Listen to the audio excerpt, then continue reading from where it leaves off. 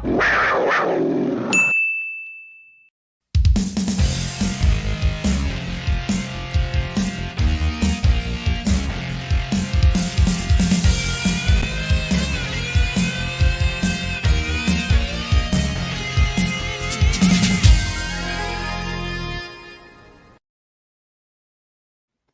up? What up, peoples? Bobo and Anshul here, and welcome to a little something different. I'm sure you guys are seeing now, but welcome to what we're calling now as Who's the Master? That's right.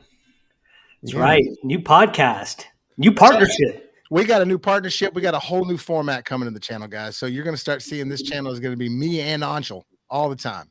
Listen. All you slackers out there, wait till the new year to make your proclamations and your changes, but not here at BrassReel Movie Reviews. We even got a new name for the channel. That's right. We're throwing all sorts of changes at y'all. And bear with us too, guys. We're still getting all this stuff kind of worked out. All the kinks worked out just a little bit. So we're not if we say something wrong, just go on the journey with us. We're just getting this all fresh, really fresh, if you will. So we're going to try to get this thing laid out a little bit more of a format style and have segments of the show and just talk about movie news and everything. Hey, I hear a little bit of echo coming from your end, Anshul, I think. So why don't you go on solo? I can take care of that real quick. Oh, you can? Yeah. Go on solo for you, buddy. My fault. So it's just going to be me for a second, guys. Like he said, he's just fixing something. We want to fix the echo. We want to do this right for y'all, but we got a lot to talk about. We're going to be talking about this is the main topic of Bob Chapek, Bob Iger, and Mr. Hemsworth, which I think we're going to kind of start off with him in here in a second. But it's crazy times in the world of movies. It's always crazy times in the world of movies, and right now, it's gotten a little off the rails, if you ask me. And so with these changes, I'm hoping that things are going to get back on the rails. And that's not the only thing we're talking about. We're going to be talking about Marvel and DC and a couple other things. But can we get you back on, Anshul? You still need some time. Can you hear me? I can hear you great. All right, cool. Yeah, and that echo's gone. Yeah, I should have plugged in my headphones. My bad, people. But hey, day one stuff. Day one for Who's the Master. I just got a fresh new haircut. It's looking pretty dope. I didn't want to put on the headphones if I'm gonna be real with y'all. And I would hope in the echo cancellation here would work, but I guess it didn't. But yeah, you did a nice job vamping, Bobo. I'm proud of you. Sometimes we like to test things, and you're good at vamping. So when this happens in the future, we're all set. Also, we should note that eventually we'll be getting a new intro. Bobo's intro is great. It's very action oriented. He's more of the fighter. I'm more of the lover. So maybe we'll be getting some. That'll be funny. Yeah, some love making in that new intro. I don't know. It's up in the air, guys. Everything's up in the air. Give us some comments below if you got some ideas. I've already got a visual of you just laying back and like getting into a bed of roses, maybe some candlelight, and just. That's right, ladies. Yeah. So you mentioned Chris Hemsworth. I guess it's a good place to start, huh? Yeah, lead us off, man. Let's start with the bad news first, guys. Chris Hemsworth, per Vanity Fair, his genetic makeup includes 2 copies of the gene APOE4, one from his mother, the other one from his father, which studies have linked to an increased risk of Alzheimer's disease. 1 in 4 people carry a single copy of the gene, but only 2 to 3% of the population have both, according to 2021 studies by the National Institute of Health. Once again, that's per Vanity Fair. And they also go on to say that he's probably going to be taking a break from acting after this diagnosis, which we should add comes via some tests he did for his, I believe, Netflix series is coming out. Limited. Is it on Netflix? Limitless. Yeah. Limitless. I'm sorry. Yeah. He's now limited. Thanks. That's not trying to be terrible, but that was terrible. No.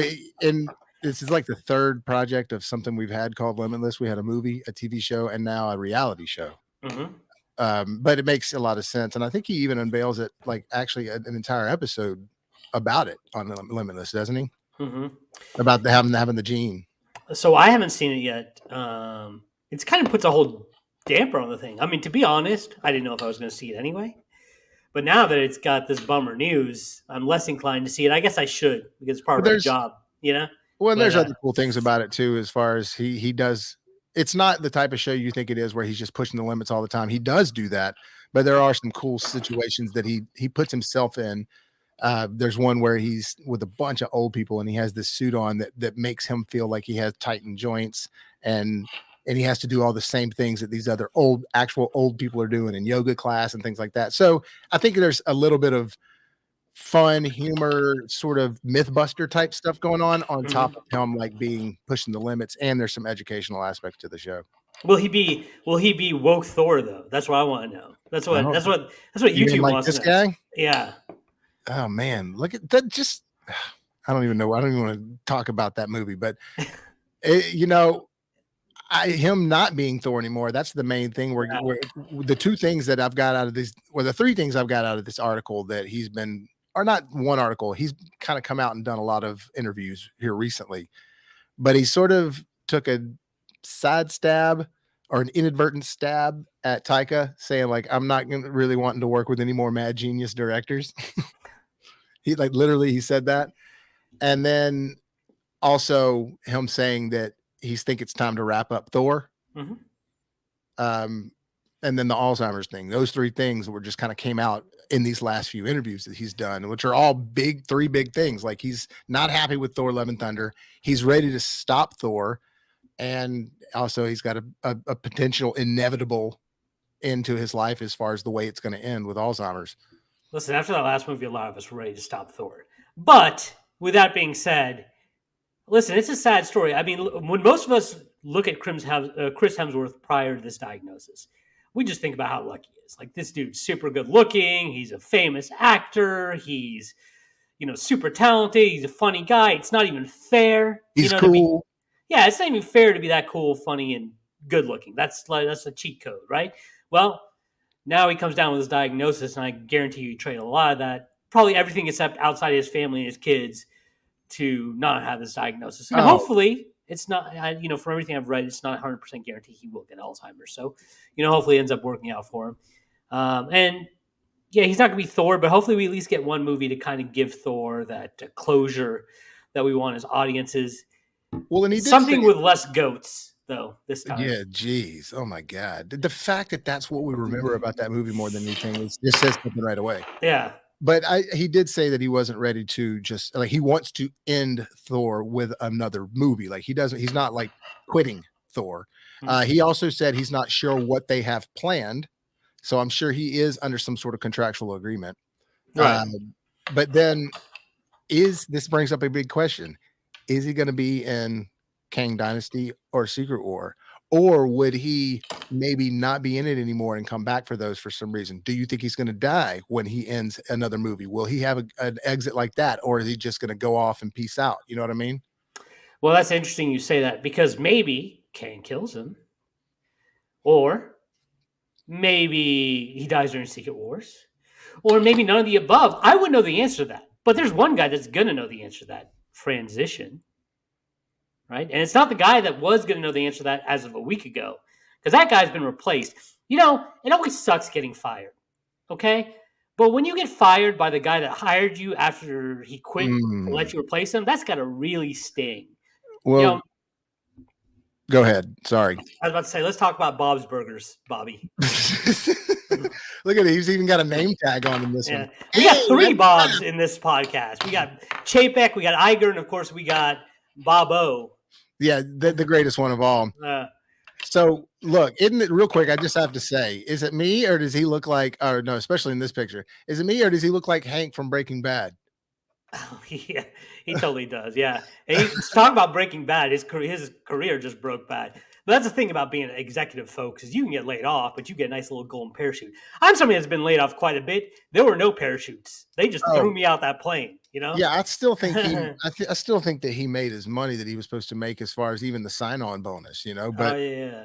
I think that there's a clear moment in Disney, MCU included, when you see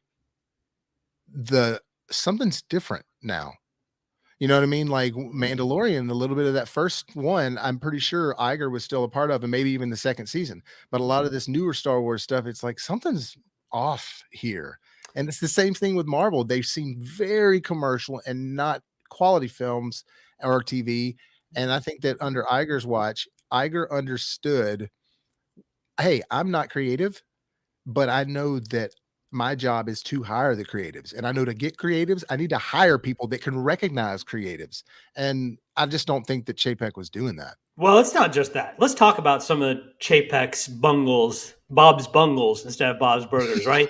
Um, Oh, bungalows. yeah. So this is per Fortune magazine or Fortune Online or just Fortune. I don't know. It's one of those. So he gave greater power to executives responsible for distribution to bolster streaming. This ruffled some feathers.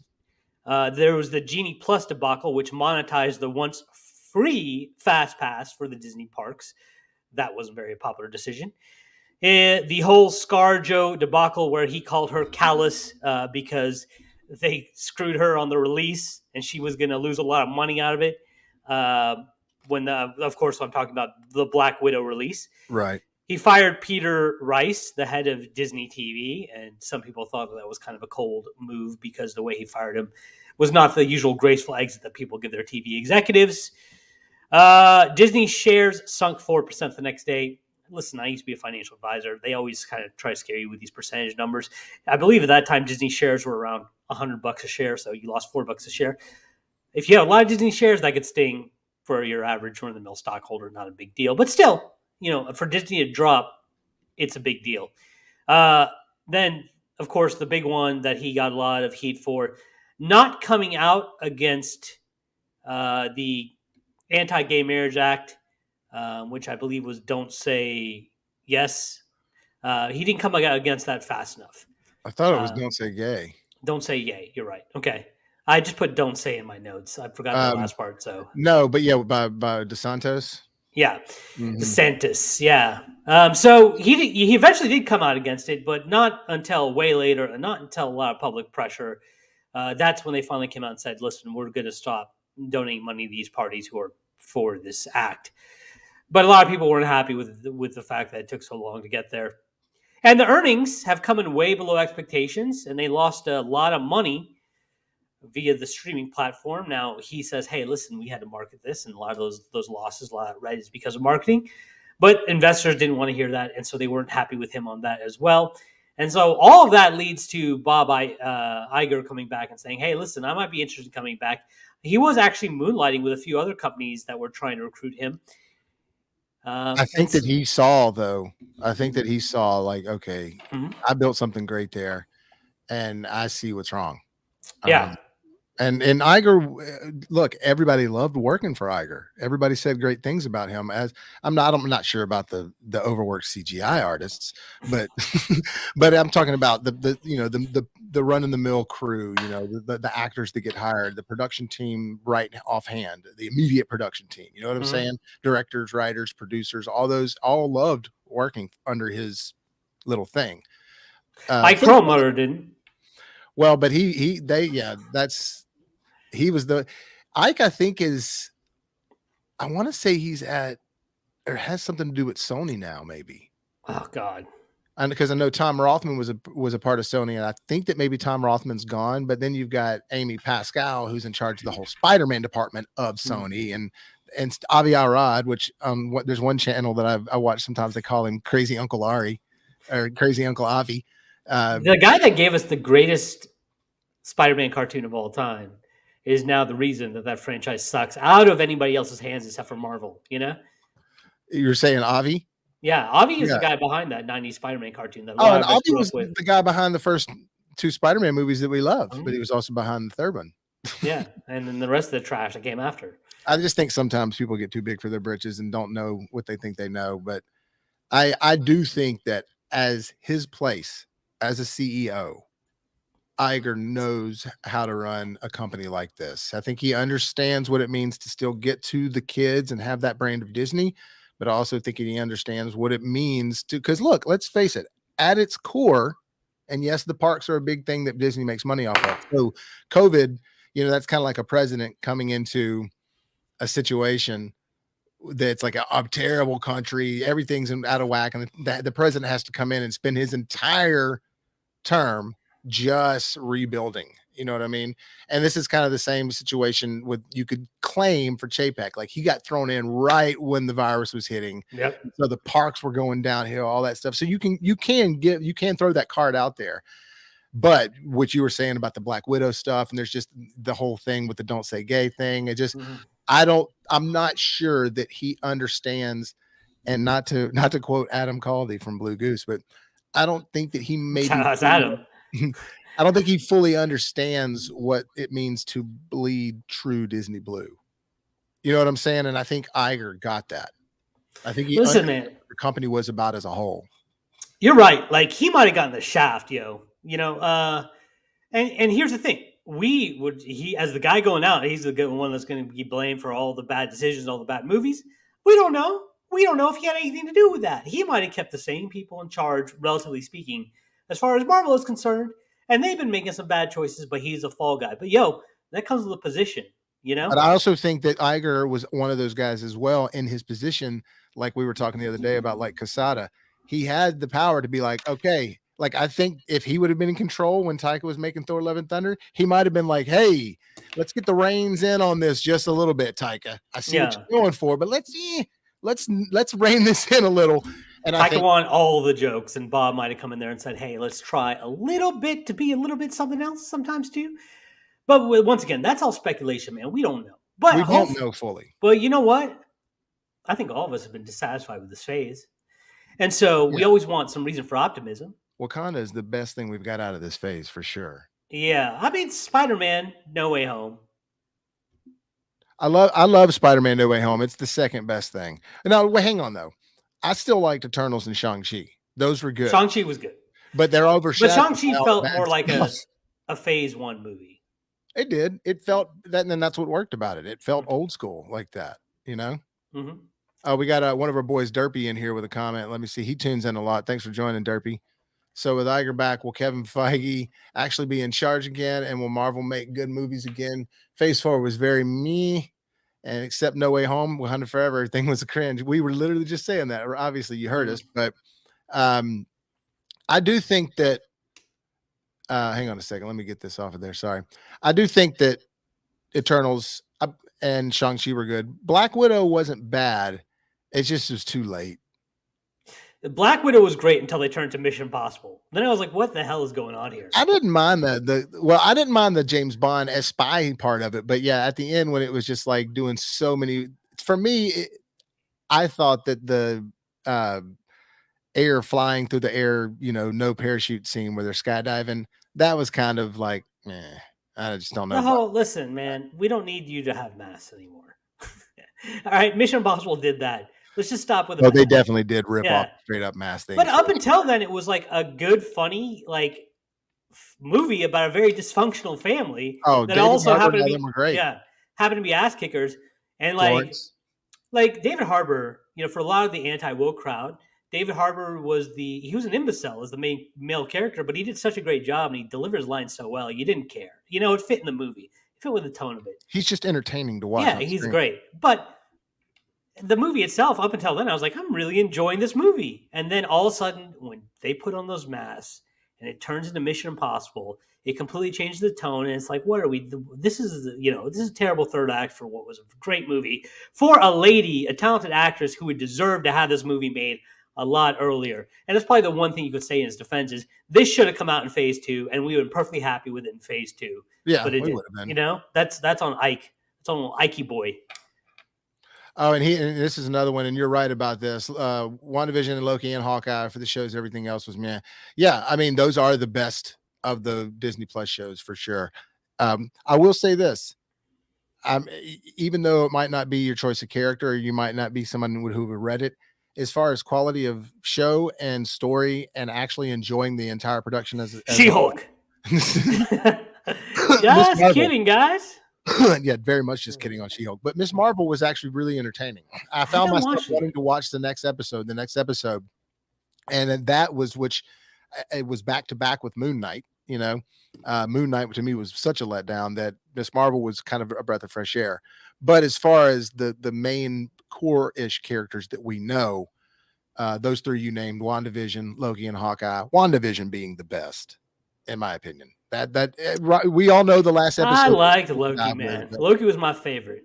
I they thought Loki had the best performances. And then another thing against WandaVision, I think WandaVision suffered because they had to rush the ending. They didn't get the ending they wanted, right? Because of the pandemic. So, right. and I thought I could tell, like the ending kind of lacked. I don't blame the show, right?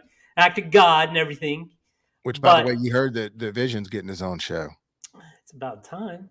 so it's got to be the White You Vision, know, right? Paul Bettany, but yeah, it's got to be the White Vision. It's not the Wakanda Forever Vision. Paul Bettany, has he ever had a main role in anything? Yeah, two movies, in which were very similar to each other. One was called Legion, Uh, and oh the other yeah, one was okay, called Priest, and those were based on comic books.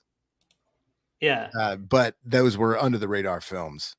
Derpy's back with another comment. It said Miss Marvel was just teaser for X-Men. Oh, excuse mutants, can't say that anymore because it's 2022.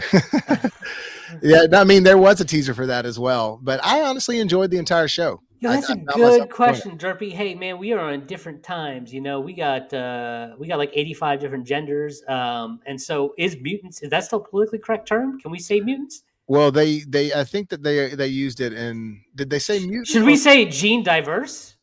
Well, look, in Wakanda Forever, did they say mutant or mutation? I'm Because just they saying, referred to man. Namor as being. I thought they said mutant, but maybe they said mutation. But that's the same thing. I'm just saying, man. And he who remains. I mean, come on. Listen, in the They who year remains. It'll be they who exactly, they remains. were who remains. In the yeah, you just stepped on my joke, but that's okay, Bobo. Oh, Uh, I'm sorry. yeah, Still get man, the it's all keychain good. It's all good. All right, let's go to the next story. I mean, this Bob Iger thing. There's news that's still dropping about it, and there's a lot of people that are posting, inside stories, and so I think we're going to get a lot more information as time passes. So we'll kind of leave it as it is right now. We'll move on to the next story. I think for next, let's go to one of the all-time GOAT directors of our generation. Quentin Tarantino makes plans to jump to the small screen. Reportedly, it's going to be 8-episode series. We don't know anything else about it besides that. He's keeping it under wraps as he tends to do. He has we know previous. nothing. Like we We know have nothing. no idea of it's a set in this time. No, nothing. Here's what we do know. I did not know this. Did you know he previously directed 2 episodes of CSI? I did know that. I did know, and I want to say that he directed either an episode or a scene of ER. Really? Yeah, I'm not kidding. I'm not just making that up because you just said that, but I did know that CSI. Did you know that he also did touch-up screenplay work on Crimson Tide? Here's why I didn't know that. It's because I don't take Centrum Plus Silver Age, and so I don't watch those shows. So Yeah, I don't watch him either. I just knew that about him. I did yeah. watch ER growing up though.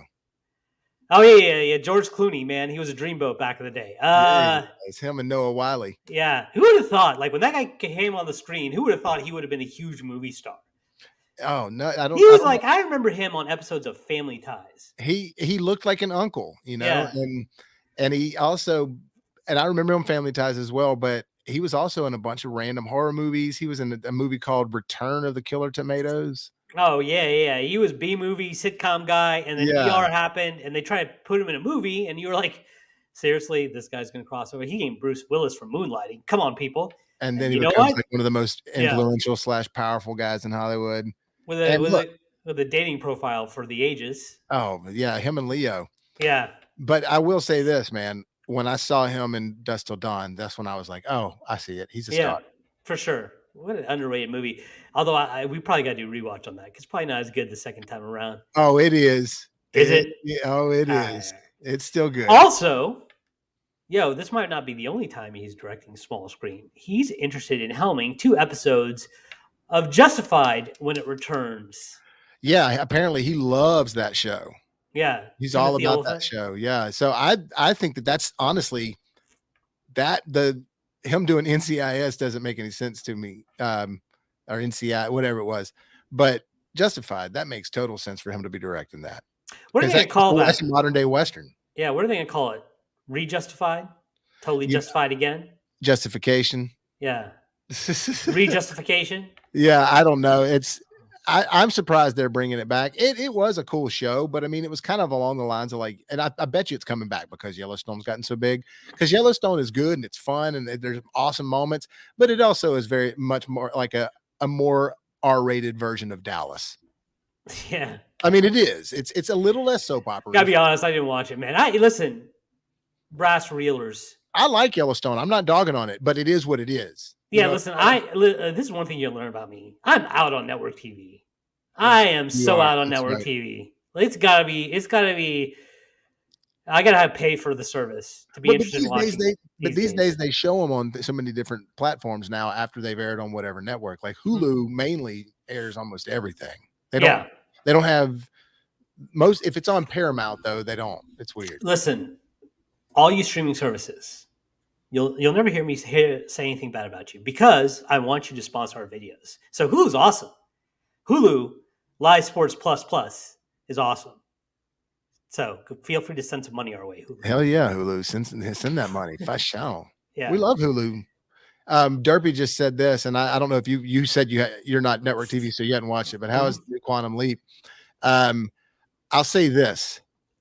I was so pissed when I saw they were doing it that when I watched it, it's better than I thought it was going to be. But I don't know if that makes it a good show. I just think, like, for me, that show is sort of partially why it worked was because of when it came out and concepts like that people were really into back in the 80s.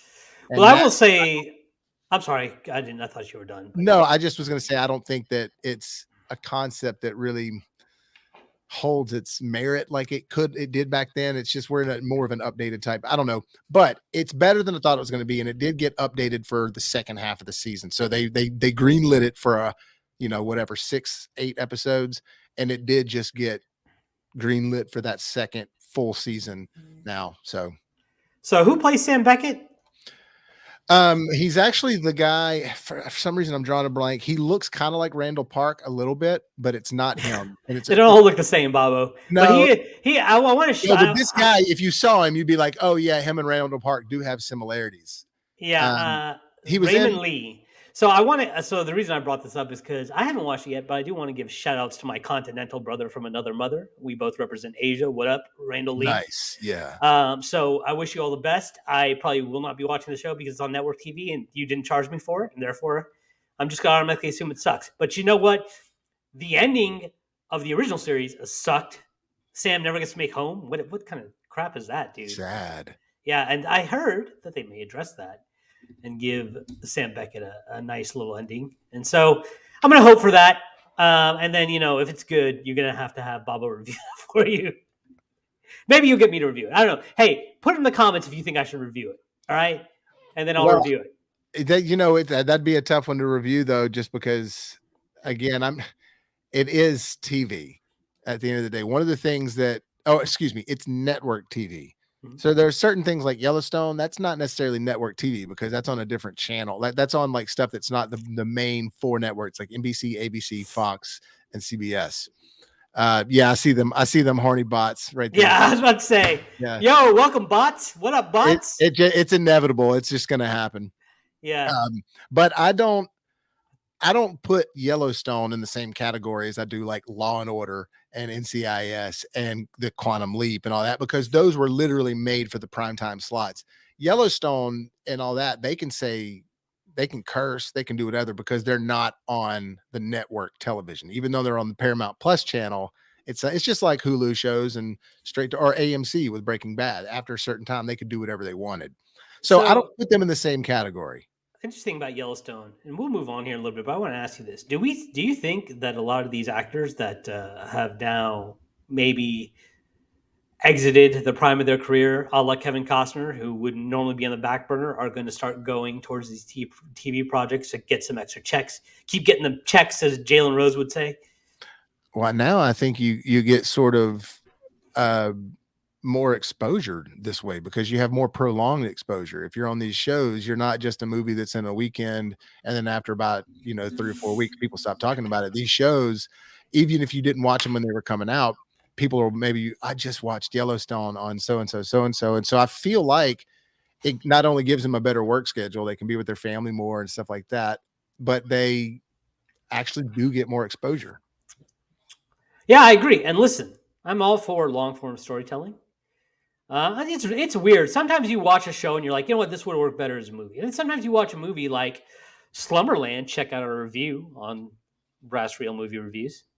Just been posted yesterday. Yes, sir. Shameless plug. Shameless. I thought that would work great as a series. Probably wouldn't have had the same budget. So probably wouldn't have worked great as a series, but I think you could have made it work as a series as we put back our banner that's got our Patreon on there. Stuff will be going on the Patreon. Just saying, maybe it's a plug, maybe it's not. It's a plug. But I'm a speaking big of fan of plugs. plugs, what kind of plugs? Speaking of plugs, let's go into our next story. This one's a quick hitter.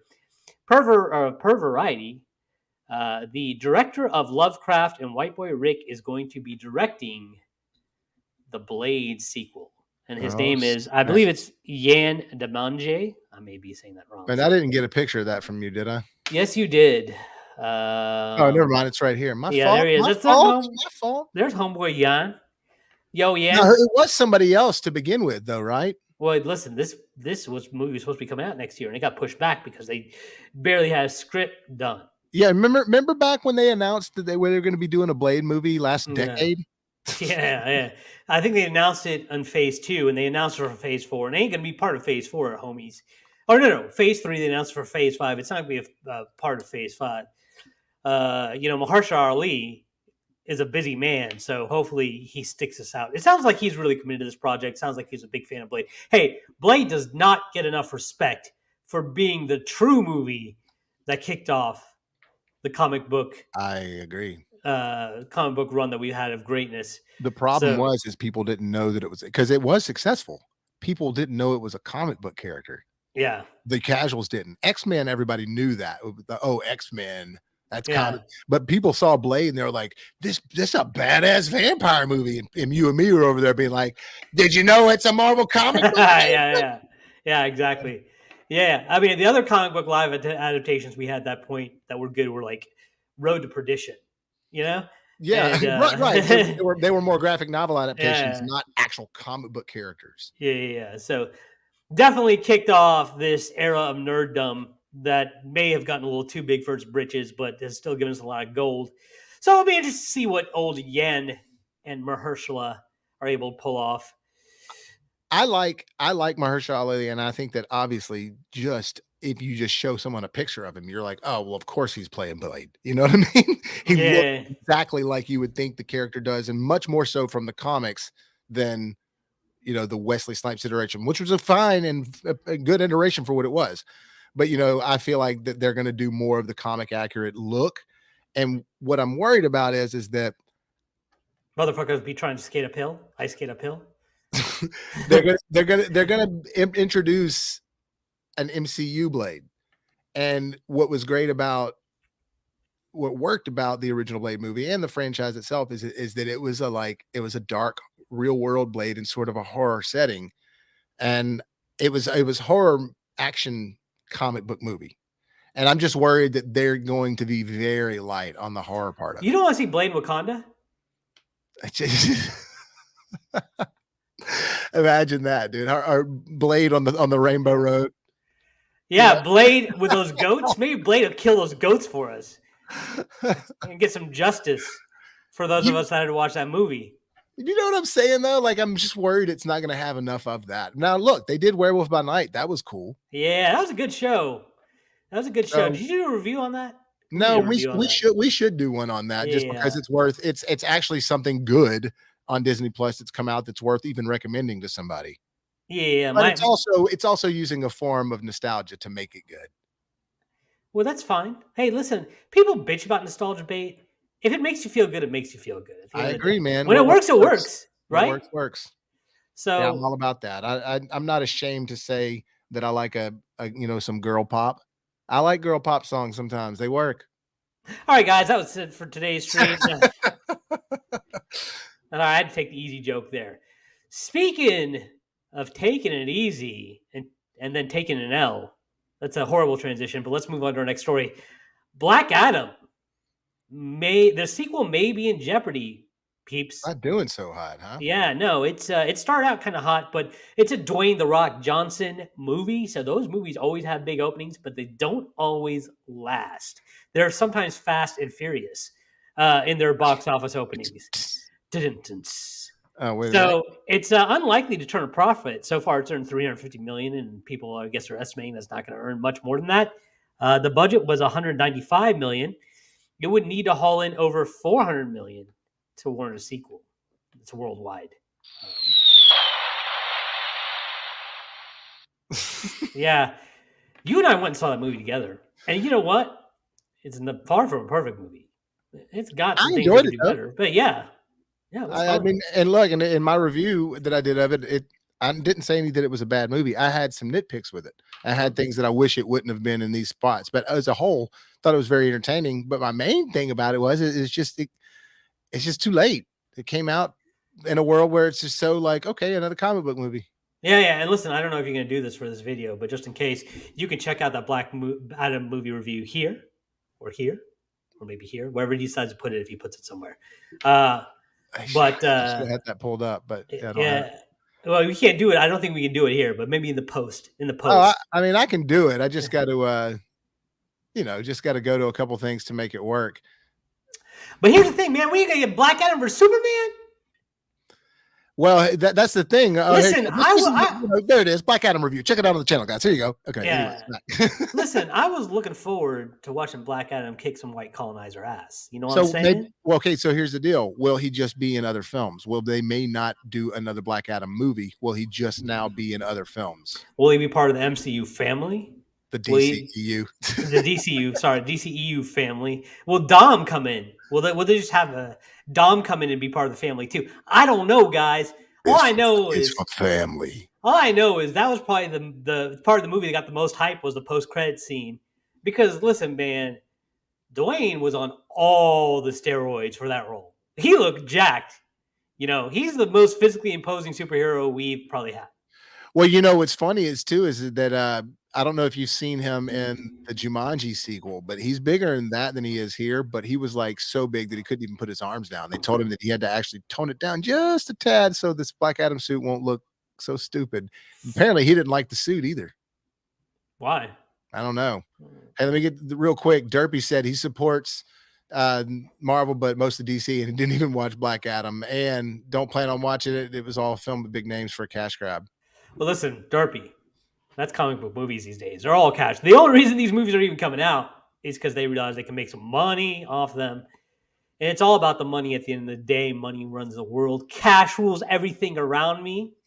Well, I mean, and that's what's unfortunate about these movies that have been making them so meh, is because they are more worried, just like Batman and Robin syndrome. They were more worried about that profit pulling in without making something quality. They're just like, oh, they think all we have to do is put a superhero movie out there and it's going to make money. But look, you can start giving a kid vanilla ice cream and they give them that all day long, all day long. They're going to get sick of it. Mm-hmm. And that's what we've been getting with these movies. They've been feeding too much of it to us, and we're just starting to. They just don't mean anything. Plus, DCEU, their main problem is they think everything's cookie cutter. Like, okay, hey, Nolan worked, so that is obviously the template we need to use. Is Nolan, we need to make everything dark and gritty. No, man, let your creative directors come up with a good creative vision. You know, it doesn't have to be exactly like I think Marvel's proven that. Dude, you know what's cool about Jeff Loeb's Batman and Frank Miller's Batman? They're completely different. Yeah.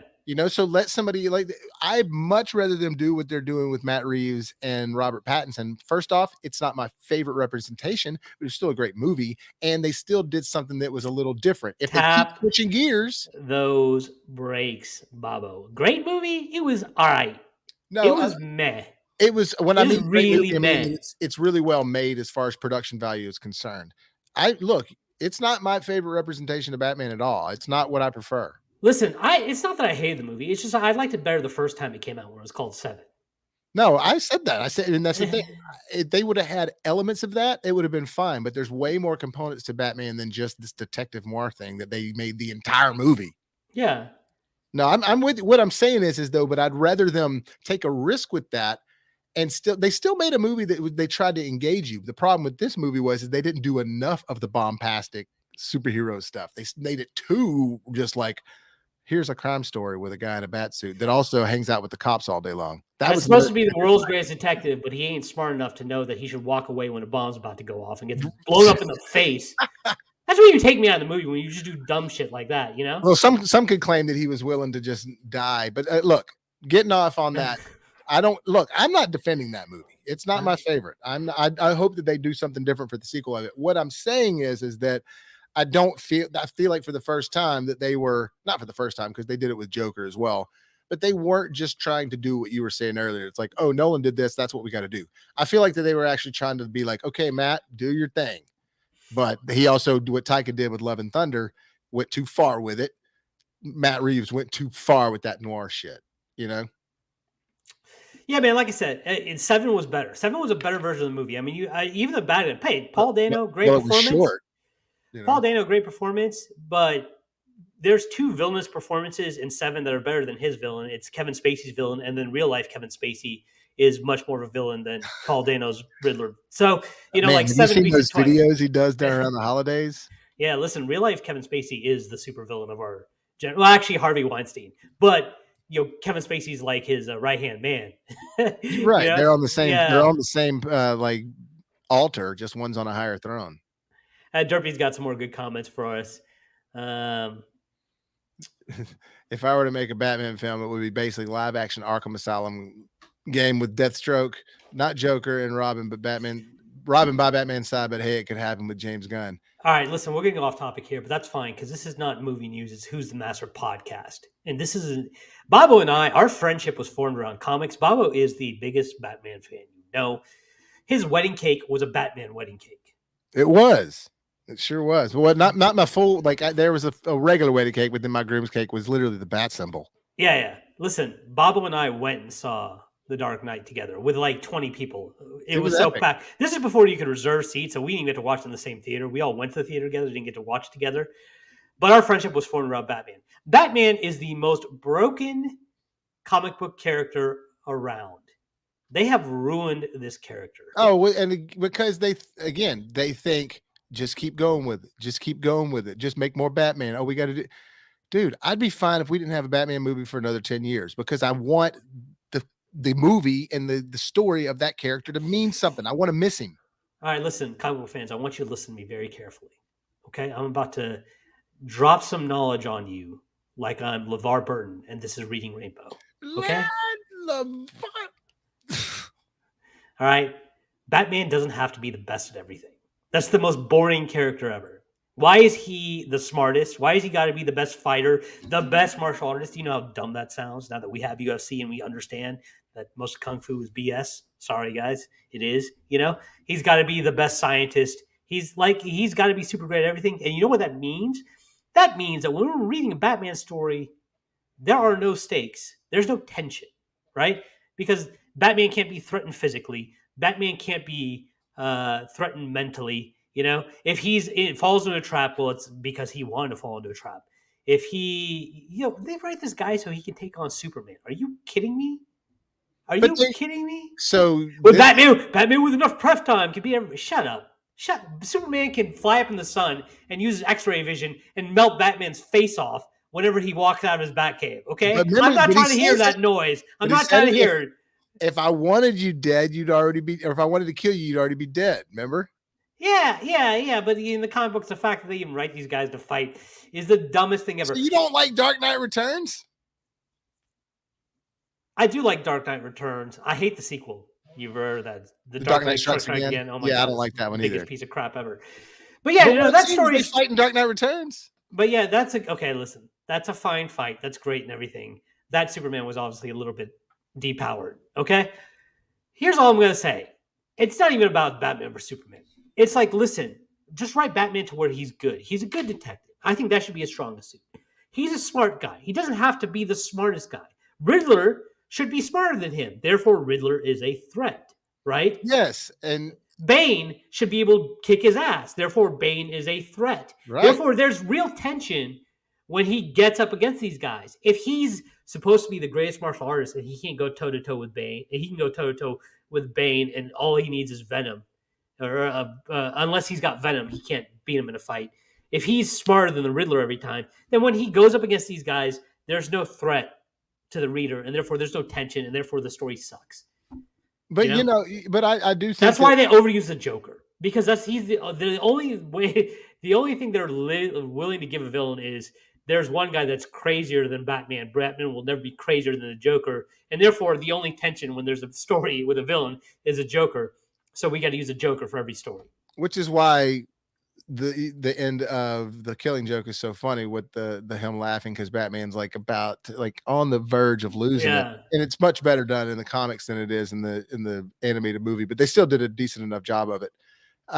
But I feel like the Nolan films made Batman vulnerable. They made him a badass, and they made him like, yeah, I train and I want to be as good as I can, but that doesn't make me the best. yeah, exactly. And so I think they made him vulnerable in those movies. Yeah, listen, I mean, Batman. I would I would reinvent the character in a lot of ways. And honestly, I think with some of these legacy characters, it's a catch-22 because we want Batman Bruce Wayne, but at the end of the day, there's been so many stories written about Bruce Wayne Batman. To the point where now, whenever you read a comic solicitation and this Batman story is the story that's going to change everything, you know what's going to happen. The only stakes that are ever put on a Batman comic these days is that Batman pisses off his Bat family, and at the end of the story, they want nothing to do with him. Until, of course, the next story, where magically all the issues are resolved and they're back together. Yeah. You know, they've run out of conflicts for this guy. Honestly, if we're it's being because real, they're doing too much. You need to slow down. well, it's been 60 years. It's been 60 years of Batman. You got people writing; these are good writers writing these stories for 60 years. There's not much more you can think of to do to this man that hasn't been done. I'm talking about on the film side of things. Right, I'm talking about altogether. Right, yeah. But no, hey, let me throw this up. Derpy just said that the Nolan trilogy focuses on Bruce, and the Batman focused mostly on Batman. Yeah, that's true. Mm-hmm. There was while there shouldn't be a separation internally for that character, there still should be the visual separation for society, because Bruce is just as powerful as Bruce Wayne to Batman as Batman is just powerful on his own. You know what I'm saying? Like, and so the fact that they made him super depressed and he's like, I don't want to be in front of people. Like, I didn't like that. Yeah, I agree with that, Derpy. That was a great point. In fact, to kind of one up that point, there is no separation between Bruce and Batman in that movie. It's all the same person, and that's not what we want. It's fun to see the dichotomy of the two sides, even though one of them is clearly a phony side of him. It's also kind of endearing to watch him act like that. So, also another comment that Derby put up there, if you want to throw that up, about Batman Beyond, I would also love to see a Batman Beyond movie, because that show. Oh, he says obviously you haven't watched Year One. Oh, I've watched Year One and read it multiple times. Man, I owned it. We are very big fans of Year One. Yeah, we're nerds over here when it comes to Derby. I own the TPB. I own the graphic novel. So I think he's talking about more modern stuff. More like at this point, what more can they do with the character is what he's saying. But year one was a part of the almost reintroducing the dark side of Batman that we were missing, because there was a lot of that 80s, late 70s campy side of Batman that was a result of the Adam West show. And so the comics became like that. And you can watch documentaries on the way DC was operating at the time. And if you look at the covers of the comics, it was a lot of Batman and Robin. There's a lot of smiles from Batman, a lot of, when he's with the Justice League. And then Frank Miller was very much responsible with multiple things that he did, Year One and Dark Knight Returns being two of the biggest ones. But he's responsible for being like, I'm not going to let you guys ruin what Batman's supposed to be. He's supposed to be this. Remember, his parents got killed in front of him. Hold that thought, Bobo, because you're talking about ruining Batman. And Derpy, I want to thank you for bringing up Batman Year One, because Batman Year One has a great scene in which Batman shows up at this dinner party that all these gangsters are holding, blows up the wall, the lights go dim, he threatens them, talks about how they've gotten fat eating off the lives of the Gotham citizens and how all that ends. It's a great scene, man. It's a great scene. And that scene would go on to live in infamy because it would get ruined by the worst writer of all time, Kevin Smith, in his story, Batman Cacophony. Or if you've read that story, I'm sorry. If you have written it, you know what I'm talking about, because he shits all over that scene in an attempt to be funny, but he's not funny because he can't write. So, he wrote a sequel to that with him. Walt Flanagan did the art to both of them. Widening Gyre. Yeah. It's also the second worst Batman. Gyre. Yeah. No, they're pretty bad. I'm not gonna lie, dude. Like I was trying to read them because I was like, oh, cool, Walt Flanagan. And honestly, I dig the art because it's kind of it's not like generic. Oh, here's another guy that's just really ripped. It was more like he tried to draw people as people. Yeah. But Let's yeah, the story was not good. let's go ahead and start wrapping this up. Hey, let me just do look at this real quick from Derby because I do like his point right here. He says his point is why Pattinson's Batman in year 2 is he's like that because of the events of year 1. Okay, got you. All right, that makes sense, Derpy. That's a good. It That's a does. good theory. Okay, let's go ahead and first of all, this one we just kind of threw in for fun because if you follow our Twitter account at Shogun Cinema, I posted this and then come to find out it's a fake rumor about Tom Hardy starring in an American Psycho sequel as Patrick Bateman's British cousin. That's fake, but hey, you know what? That would be really cool because American. Hey, I lost you. Okay, you got me back. American Psycho is one of my favorite movies of all time. So finally, I love that movie. Yeah, also going full circle films, shameless plug, because we were just talking about Christian Bale, and Christian Bale stars in that movie. And then, of course, James Gunn recently on his Twitter put out an image of Mr. Terrific, signifying that Mr. Terrific will be coming to the DCEU. That is not Mr. Terrific.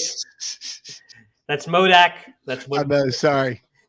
Yeah, I did forget to give you an overlay of Mr. Terrific. The only Mr. Terrific we've gotten is in the Arrow universe, and that iteration was horrible. But honestly, Mr. Terrific is not a character that I really know a lot about, to be quite real with you. I love the fact that he's a black superhero and he's super smart. Just like all DCEU characters, he's like super awesome at everything he does. That's about all I know. So let's go ahead and wrap this up. Bobo, you and I went to a screening of a movie. Okay? Yeah. Timothy Chalamet vehicle, bones and all. First thing I thought when I sat down in this movie is because we kind of had an idea of what it was going to be about, and the mic mute of 2022. Yeah, it happens a lot. Unfortunately, my mic. I actually mute myself all the time. That'll probably be the multiple times that'll happen. But okay, so bones and all, we've gone to a lot of screenings. Most of them they have a lot of empty seats. This one was full of people. Most of them were women that were just like, Timothy Chalamet. He's so dreamy. I can't wait to watch this movie. And boy, were they in for a ride. We were in for a ride as well. Let's talk about bones and all. You know, this is one of those movies that I have to think about for a little while to think about if I actually enjoy the movie, not based on what my first reaction was as far as going into it with expectations. Because I did go into this thinking based on the taglines or not taglines, but based on the review lines I saw from people, the perfect blend of romance and horror, things like that. Coming of age. Look, the horror wasn't really there. It had moments where there was blood, but it was more about you dealing with these people that had this condition and what it was like for them to deal with life with it. You know what this was?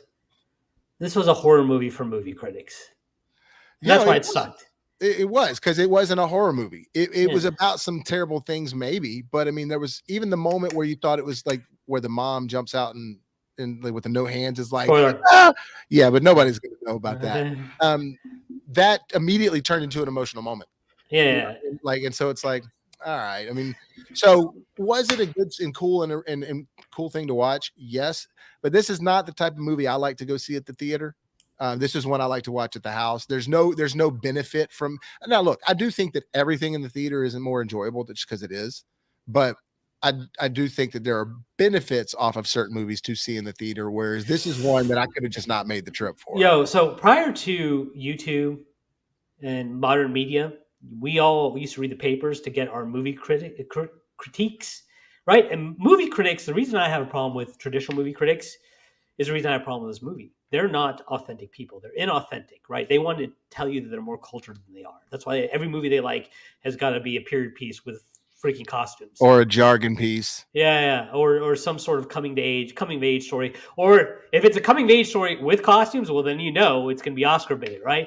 And that's what this movie is. This movie is somebody that wanted to do a horror film, but also wanted to do Oscar bait, and it's not authentic. It's not authentic to anything. And you know what? The performances are good.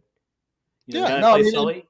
And like again, Timothy Chalamet, by the way, let's throw out the picture of how he was dressed at that movie premiere. Jeez, yeah, dude. Well, which Talk one? about ridiculous. So already you're like, oh God, here we go. Another one of those guys jumping on the girl train with the clothes. And then this one is great. It's like, look, Listen, I here's the just thing, don't though. think it's flattering. Here's the thing, though. He's still going to pull more than you and I combined, so he can get away with it. So more props to him. I'm sure Yeah. just because he did it, a lot of guys are going to be rocking that look here shortly. But maybe I'm She just was no. really Maybe, good in it. yeah, she was great. Maybe I'm just an old man. No, But I mean, it's I looking think we ridiculous are. out there, Timothy. TC, as I like to call my boy TC over there. Maybe I'll give him a call and let him know he's looking a little ridiculous, a little ridic. Derpy said he hadn't seen it. He's just asking, did it make money or have a general audience? I mean, I think that you'll hear about it at award ceremonies and stuff like that. Again, not because it's all that awesome, because exactly what Anshul said a second ago, because all these It's critics so gotta bragging. act like that It they're takes horror movies in a right. whole new direction, Bobby. This is what horror movies should be from now on. It No, should be about emotions. Shut up. no, it was like I said. Is it something that you could like stumble upon and maybe be like, oh, what is this? And you're like, you remember back in the day when you'd be like flipping channels and stumble on a movie, or this is something you'd be like, maybe I guess I'll watch this, but I'm not going to be like, you guys need to go watch Bones and All, because it's just to there's not a moment in the movie, or there's not something, if there's a moment in a movie or something in a movie where it's like, oh wow, that part was badass, then I'll recommend that movie to somebody and be like, dude, maybe this and this wasn't something, but go see it for this. Like for me, Black Adam, I'm like, hey, go see it for Pierce Brosnan. Go see it for Dr. Fate, because he's really a cool part of the story.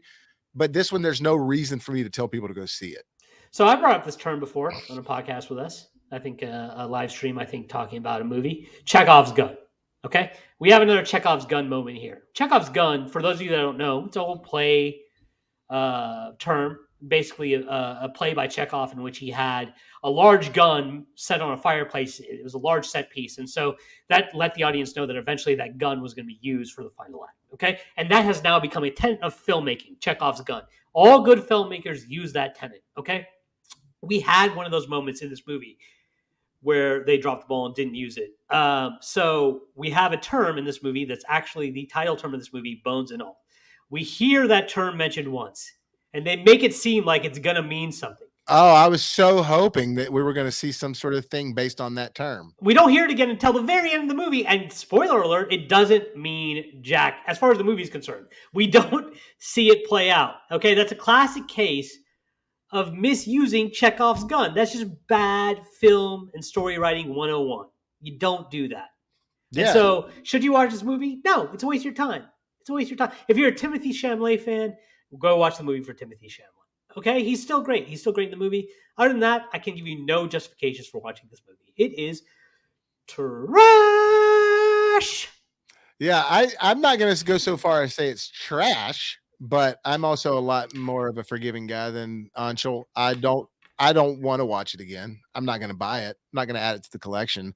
And that's one of the things I'm going to start, kind of saying, Anshul, on some of my things. It's like, that's going to be a way of grading too. It's just like, definitely would add this to the collection, but Bones and All, that ain't going in the collection. Yeah, it's going in the trash collection. It's going to the trash bin. That's where it's going, Bob. But you can say it's trash. It's all right. Hey, this is what I like about our dynamic. You're a little. They wasted a decent villain, because Sully was probably the best part of that movie. It's, by the way, for those of you girls, man. For those of you girls who want to watch, Sully's the guy on the far left here. Yeah, for those of you girls who want to watch it for Timothy Chalamet, you should know that this is pretty graphic. It is graphic. There's some mad, uncomfortable graphic scenes if you're watching it because you think you're going to get lost in Timothy's eyes. You're probably going to get a little queasy. But even then, the main graphic scene is just with him, with Sully. Other than that, it's a lot of implied or inferred stuff. Yeah, that's true. Or off screen, and then you see result of. But like with Sully, though, that was awesome. Yeah. I was sitting next to a girl that was clearly watching it because he was in it, and I could tell her getting real queasy at some parts. I thought she was going to hurl in that movie theater, that one part we're talking about. But and it just goes to show you, man. Like my mom, she would be like, but she never watches horror. I watch horror all the time, and to me, I was like, it was barely horror, So it just depends on who you are. Yeah, it's a lame movie, guys. Yeah, I wouldn't recommend it. Yeah, I wouldn't recommend it either. Suffice it to say, I think we're hitting the hour mark, so we might want to wrap this up. This is our first official episode of Who's the Master. Bobo, you want to give him that Who's the Master with that mic there? First official episode of Who's the Master? That's right. It's the combo of our channels. My channel, which is Who's the Master. You can go ahead and give that a follow. But you know what? Most of the stuff we'll be doing on this main channel, BrassReel Films. You can consider Who's the Master a subsidiary of BrassReel Films. We got our first official combo movie review up on Slumberland. Way more fun. Starting another dreamboat, Jason Momoa playing a non-dreamboat, and a lot of fun for this movie. If you got kids, you should check out the review because you might want to show that movie to their kids. It's available for stream on Netflix. Yeah, no, I honestly totally agree. I think Slumberland was definitely a surprise. I didn't know anything about it. Didn't know it was based on Little Nemo until after we had watched it. But yeah, I agree with you. Good watch for the family. A good way to kickstart the holiday season. So I would definitely recommend checking out Slumberland. Check out a review on the channel as well. Yeah, and throw up that banner again, Babo, so they can find out about our new socials. I gotta get used to be doing that. That's my fault. That's right. Yes. No, we'll let it go for today. So there are some of our follows down Instagram at Shogun of Cinema, Twitter at Shogun of Cinema. Those are my old handles. Those will now be repping both of us. Hell yeah. Facebook.com/BrassReel for our Facebook channel. And then we have started a Patreon, guys. We'll be putting some stuff up. I'm actually behind on that, but we'll be putting some stuff up. Right now, there's not a lot of rewards. There's just going to be a $3 reward for those of you following us. But we got a lot of cool merch planned. Bobo is a terrific artist, and I am going to be taking advantage of that to try to get some cool merch drops. You'll be seeing some of the terminology change on this channel to kind of take advantage of that merch that we plan to drop. And we'll be doing a lot of cool stuff with Patreon, and we would really appreciate your support. Help us get some cool stuff that we want to get for this channel. We want to eventually get a studio. We want to really pimp it up on this channel and make it a better viewing experience for you. We'd like to say thank you to our commenters, mainly Derpy 501st. We want to thank you. You know what? We still would love to see some comments afterwards. We'd love for you guys to hit that subscribe button, hit that bell notification to get notified when we do these in the future. And we'll be doing one of these a week, maybe more, depending on how it goes. And maybe we'll get together to do one of them in person. Until then, Bobo, you got any parting words for our audience? No, guys, just be looking forward to bunches of changes. And like I said, it's me and Anshul now on the channel permanently. So got some more reviews coming out for Thanksgiving. I got a horror movie review coming out that might not have Anshul on it just because it's Texas Chainsaw Massacre. It's old school one. But if he wants to be on it, he can. But I'm going to try to get that out on Thursday for Thanksgiving. Just kind of felt fitting. Yeah, it does. Yeah, let's cut up some people like we're cutting up those turkeys. Yeah, have family dinner. Yo, y'all, happy Thanksgiving. And until next time, peace. Peace.